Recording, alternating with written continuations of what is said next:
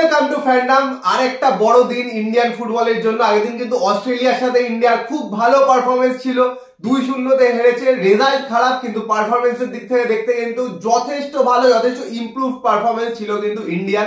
আর তারপরে আজকে আবার একটা খুব বড় দিন, উজবেকিস্তানের সাথে ম্যাচ। আর এটা কিন্তু বলতে গেলে ডু অর ডাই, নয় ড্র করতে হবে নয় জিততেই হবে। আর সেই জায়গা থেকে কিন্তু আশা করা যায় আজকে অ্যাটাকিং ফুটবল কিন্তু ইন্ডিয়া খেলবে। অন্যরকম ট্যাকটিক্স হয়তো আমরা ম্যাচের থেকে দেখতে পাবো, আর একটু হয়তো স্কোয়াডেও কিছু চেঞ্জেস হবে। আর একটা কথা বলে দিই, উজবেকিস্তানের সাথে কিন্তু ইন্ডিয়া আজ অব্দি জেতেনি, তো এটা কিন্তু একটা বড় চান্স। উজবেকিস্তানের টিম কেমন, ইন্ডিয়ার টিম কি হতে পারে, কিরকম খেলা উচিত, সবকিছু নিয়ে কথাবার্তা বলবো, পুছেও তোমাদের বলে দেবে। কিন্তু সবার আগে যে কথাটা, অবশ্যই সবাই খেলা দেখো। 8টা থেকে কিন্তু খেলা, সবাই মোটামুটি অফিস থেকে ফিরে আসবে, ওই সময় ফ্রি থাকবে মোটামুটি। তো অবশ্যই খেলাটা কিন্তু দেখো, সবাই মিলে ইন্ডিয়ার জন্য চিয়ার করো, গলা ফাটিও বাড়ি থেকে। এটা কিন্তু ইন্ডিয়ার বিগেস্ট ডে। আজকে যদি এরা ভালো রেজাল্ট, পজিটিভ রেজাল্ট করতে পারে, তো কিন্তু লাস্ট ম্যাচটার দিকে পুরো মুখিয়ে থাকবে টিম ইন্ডিয়া। তো পুচের থেকে তো শুনবে, কিন্তু সবার আগে যে কথাটা, এখন যারা সাবস্ক্রাইব করো অবশ্যই করে দাও, বেল আইকনটা টিং টং করে দাও এগুলো নোটিফিকেশন পাওয়ার জন্য। আমাদের ফেসবুক আর ইনস্টাগ্রাম পেজটাও ফলো করে দাও, ডেসক্রিপশনে লিংক দেওয়া আছে। তো শুনো। তো প্রথমে বলি যে আজকের খেলাটা কিন্তু টেলিকাস্ট হবে স্পোর্টস 18-3 তে। অনেকে জিজ্ঞেস করো কোথায় লাগায়, স্পোর্টস 18-3 আর জিও সিনেমা, এই দুটো জায়গাতে কিন্তু লাইভ টেলিকাস্ট হবে। আর ডিডি ন্যাশনালেও কিন্তু লাইভ টেলিকাস্ট হবে। তো রাত্রি 8টা থেকে অবশ্যই কিন্তু দেখো। আর বলে নাকি এই মুহূর্তে র্যাঙ্কিং অনুযায়ী কিন্তু উজবেকিস্তানের র্যাঙ্কিং হচ্ছে 65, আর ইন্ডিয়ান র্যাঙ্কিং আগের দিনের ম্যাচটা হারার ফলে 4 ধাপ পিছিয়ে গেছে, র্যাঙ্কিং হচ্ছে 106। আর যেটা গুড্ডু প্রথমে বললো যে এই উজবেকিস্তানের সাথে কিন্তু ইন্ডিয়া কোনোদিনও জেতেনি। মোটামুটি যতদূর মনে হয় যে এর আগে বোধহয় 5 বার সাক্ষাৎ হয়েছে ইন্ডিয়া আর উজবেকিস্তানের, তো সেখানে 4 বার উজবেকিস্তান জিতেছে আর 1 বার ড্র হয়েছে।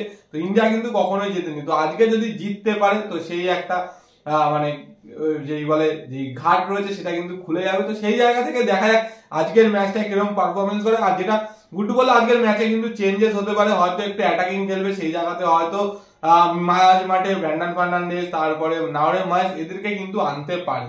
তো এইগুলো তো চেঞ্জেস হবে, চেঞ্জেসের কথায় পরে আসবো। কিন্তু প্রথমে একটা কথা বলি, অস্ট্রেলিয়ার র্যাঙ্ক ছিল 25, এশিয়ার one of the best team, world cup খেলছে কনসিস্টেন্টলি, কিন্তু প্রত্যেক বছর ওয়ার্ল্ড কাপেও কোয়ালিফাই করছে। সেই টিমটাকে কিন্তু আটকে দিয়েছিল গুরপ্রীতের একটা হালকা মিস্টেকের জন্য প্রথম গোলটা হয়ে যায়, তারপরে 2-0 কিন্তু বাজে রেজাল্ট নয়। তো সেই জায়গা থেকে এমন কিছু ভাবার নেই যে উজবেকিস্তানকেও আটকাতে হবে বা উজবেকিস্তানের সাথে জেতা অসম্ভব। কারণ আমরা কিন্তু এই টুর্নামেন্টেই কিন্তু দেখছি অনেক পিছনে র্যাঙ্ক টিম কিন্তু সামনে র্যাঙ্ক টিমদের ভালো বেগ দিচ্ছে।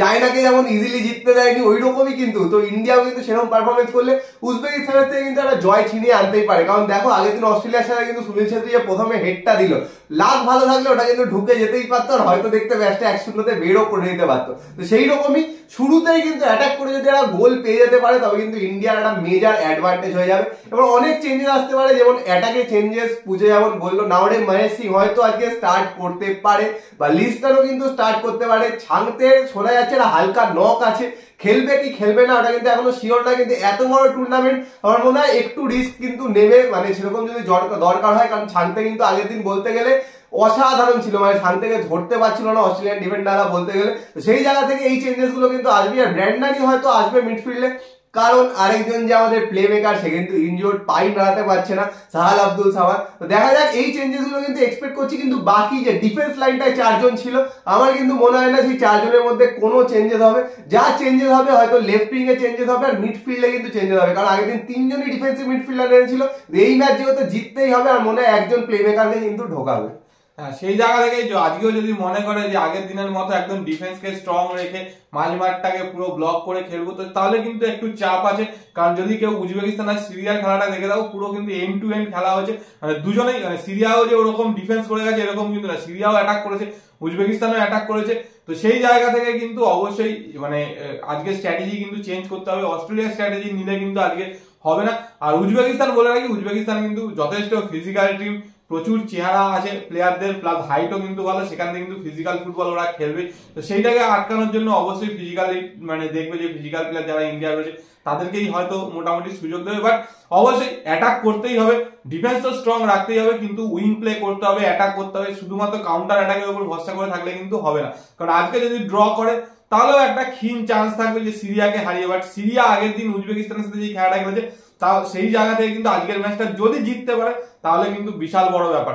আর এখন যা দেখছো যে যে যাকে পারছে হারিয়ে দিচ্ছে, সৌদি আরবিয়া আর্জেন্টিনাকে হারিয়ে দিচ্ছে, নামিবিয়া মানে 28 র্যাঙ্কের একটা টিমকে হারিয়ে দিচ্ছে ক্যাফকনে।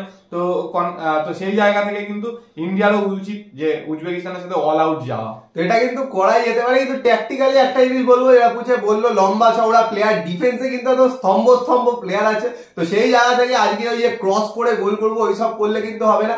ইন্ডিয়ার লাস্ট কিছু গোল কিন্তু একদম চোখে লেগে থাকার মতো, সাহাল নাওরেমের যে অসাধারণ কম্বিনেশনে কিন্তু পাশে গোল হয়েছিল। ইন্ডিয়াতে যখন খেলা ছিল একটা অসাধারণ এরকমই কিন্তু গোল হয়েছিল। এগুলো কিন্তু দেখবে খেলা হচ্ছে হঠাৎ করে বল উইন করে কিন্তু 3-4টে পাসের মধ্যে গোল, ওই রকম কিন্তু গোল করতে হয়। পুরোপুরি কিন্তু উইং প্লের উপর ডিপেন্ড করলে যে ক্রস দেবে বা সাইড ব্যাকরা উঠে এসে ক্রস দেবে, ওখান থেকে হেডে গোল করতে হবে, সেটা করলে কিন্তু মুশকিল। কারণ বড় বড় ডিফেন্ডার আছে, আর কিন্তু সাইজে বড়, চেহারায় বড়, এরকম ডিফেন্ডার আছে। আর বলে রাখি উজবেকিস্তানে কিন্তু এমন একজন প্লেয়ার আছে যে সিএসকে মস্কোতে খেলে, রাশিয়ার, তো যথেষ্ট বড় একটা ইউরোপিয়ান টিম জানো। তাছাড়াও রোনাল্ডোর সাথে আল নাসারেও খেলে এসেছে, এরকম প্লেয়ারও কিন্তু আছে। তো যথেষ্ট কিন্তু এক্সপিরিয়েন্স আছে, বেশিরভাগ প্লেয়ারই কিন্তু এশিয়ার বড় বড় লিগে খেলে। তো সেই জায়গা থেকে তাদের এক্সপিরিয়েন্সটা কিন্তু অনেক বেশি। ইন্ডিয়াকে চেষ্টা করতে হবে শুরুতেই যেন একটুখানি মানে ডেড লকটা ভেঙে শুরুতেই যেন এরা গোল করে দিতে পারে, কিন্তু অনেকটা অ্যাডভান্টেজ চলে আসবে। আর ডিফেন্সকে অবশ্যই সজাগ থাকতে হবে, একদম আগের দিনের মতো ডিফেন্সে একটুও কিন্তু ল্যাপস হলে চলবে না। আর পিছন থেকে গুরপ্রীত সিং সান্ডুকেও কিন্তু সাপোর্ট দিতে হবে। আগের দিন হয়তো একটা হালকা মিস্টেক হয়ে গেছে, তবুও কিন্তু আমি বলবো পুরো ম্যাচটা কিন্তু খুব ভালো খেলেছিল, সেই জিনিসটা কিন্তু কন্টিনিউ করতে হবে এই ম্যাচেও। আর অবশ্যই পাসিং ফুটবল তো দরকার। আর যেটা বললো যে বিদেশে তো খেলে, আল নাসরে খেলে, তারপরে মস্কোতে খেলে।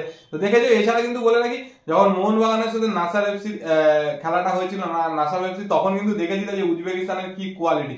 তো মোটামুটি মানে মেনলি ম্যাক্সিমাম প্লেয়ারই কিন্তু এই নাসার এফসি বা উজবেকিস্তানের যে লিগটা হয় মেন লিগটা, সেইখানকার খেলার প্লেয়ার। তো সেখান থেকে কিন্তু একটা কঠিন পরীক্ষা ইগস্ট ম্যাচের জন্য ইন্ডিয়ান প্লেয়ার। আর অবশ্যই যেটা বললো গুরপ্রীতকে কিন্তু বাড়তি দায়িত্ব আজকে নিতে হবে, তার সাথে সুনীল ছেত্রীকেও দায়িত্ব নিতে হবে। মানে একটা সিঙ্গেল চান্স সেটাকেই কিন্তু কনভার্ট করতে হবে, এরকম ভাবে কিন্তু পুরো টিমটাকে খেলতে হবে। কারণ বারবার সুযোগ উজবেকিস্তানও দেবে না, ওই একটা বা দুটো হয়তো সারা ম্যাচে ওপেন নেট পাবে, সেটাকেই কিন্তু কাজে লাগাতে হবে। সেটা যদি মিস করে তাহলে কিন্তু যথেষ্ট চাপ। আর ব্র্যান্ডনকে যদি নামায়, ব্র্যান্ডনের যা কোয়ালিটি আছে আমি তো বিশ্বাস করি যে মোটামুটি 2-3টে বল অন্তত সুনীল ছেত্রী পাবে, মানে এক্সপেক্ট করা যায়। কারণ ব্র্যান্ডন কিন্তু অসাধারণ কিছু পকেট খুঁজে কিন্তু ওখান দিয়েই বল একদম থ্রু বাড়িয়ে দেয়, তো আশা করা যায়। আর নাওরেম মাহেশ সিং থাকলে, নাওরেম মাহেশ সিং এর কিন্তু রোলটা খুব ইম্পর্টেন্ট হবে, কারণ ও খুব খেটে খেলে দেখেছো। তো বল উইন করার জন্য, প্রেস করার জন্য, আর স্পেশালি বল ডেলিভার করার জন্য কিন্তু নাওরেম মাহেশ সিং এর রোলটা খুব ইম্পর্টেন্ট হবে যদি খেলায়। মানে উইঙ্গারদের, দুজন উইঙ্গারদের দেখা যাক, ছাড়তে খেলালে খুব ভালো হয়, যদিও একটা নক আছে। তো এক্সপেক্ট করছি হয়তো খেলাবে। তোমাদের কি বক্তব্য, কি মনে হয় স্টার্টিং 11 কি হওয়া উচিত বা কি হতে পারে, তোমাদের কি মনে হয় সেগুলো কিন্তু কমেন্ট বক্সে কমেন্ট করে জানিও। আর 8টার সময় ঠিক লাইভে চলে আসবো, লাইভে চলে এসে বক বক করতে করতে খেলা দেখবো, সবাই মিলে টিম ইন্ডিয়াকে চিয়ার করবো। তো অবশ্যই লাইভেও কিন্তু চলে এসো। আর শেষে আবার কিন্তু বলে দিই যে টিভিতেও কিন্তু দেখাবে, ফোনেও দেখাবে। ফোনে জিও সিনেমাতে, বারবার এসে জিজ্ঞেস করো না, জিও সিনেমাতে কিন্তু দেখাবে, অবশ্যই কিন্তু দেখো। আর ডিডি স্পোর্টসেও হয়তো দেখাবে টিভিতেও, তো সেগুলো কিন্তু অবশ্যই দেখো আর টিম ইন্ডিয়াকে চিয়ার করো। আর ভিডিওটা পছন্দ হলে লাইক করে দিও, শেয়ার করে দিও, চ্যানেলটা অবশ্যই সাবস্ক্রাইব করে দিও, বেল আইকনটা টিং টং করে দাও রেগুলার নোটিফিকেশন পাওয়ার জন্য। চলো আমাদের জন্য টাটা।